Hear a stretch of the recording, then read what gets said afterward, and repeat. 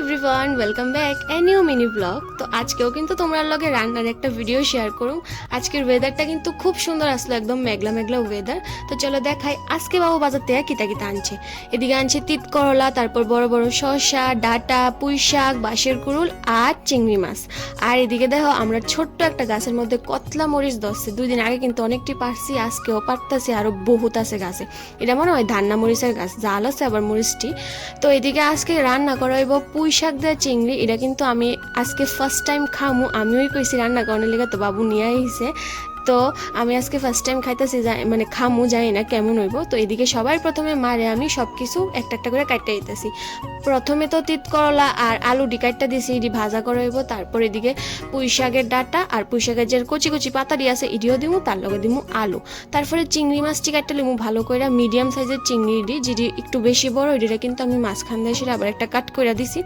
তো তারপর দিমু বাঁশের কুড়ুল কাটটা।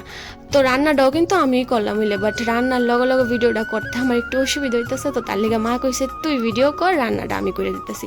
তো এদিকে চিংড়ি মাছও কাটা হয়ে গেছে, তারপর কাটতেছি বাঁশের কুড়ুল। আমি বাবুরে কইছিলাম এরকম লম্বা লম্বা চিকনা চিকনা বাঁশটি আননের লেগে, মানে বাঁশের কুড়ুলটা আননের লেগে, যাতে আমি এভাবে লম্বা লম্বা করে ঘুটক রান্না করে খাইতে পারি, খুব ভালো লাগে আমার কাছে। তো এদিকে বাঁশের কুড়ুলও কাটা হয়ে গেছে, তার লগেও কিন্তু আমি একটা আলুও দিছি। তারপরে এটি তো গুছাইতে লাগবো, 2 ফুটলা জাবড়া জুবড়া জম সেইটি গুছাই রাখছি। তো প্রথমে রান্না করে হয়েছে তিত করলা আলু ভাজি, এটা আমি খাই না, এটা আমার বাবু পছন্দ করে।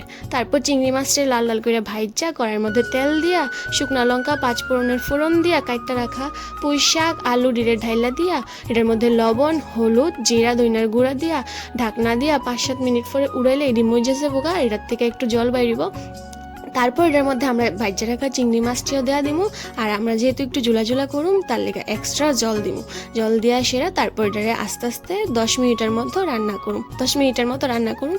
তো তারপরে এটা ভালো করে হয়ে যাবো গা, মানে ডাটাটি ভালো করে সিদ্ধ হয়ে যাবো গা। তারপর লাস্টে কিন্তু এটার মধ্যে আমরা একটু কাশ্মীরি রেড চিলি পাউডারও দিমু, যাতে কালারটা সুন্দর হয়ে আসে। সত্যি তরকারিটা দেখতে তোরা সুন্দর লাগতেছে, খাইতে কিন্তু আরও স্বাদ হয়েছে।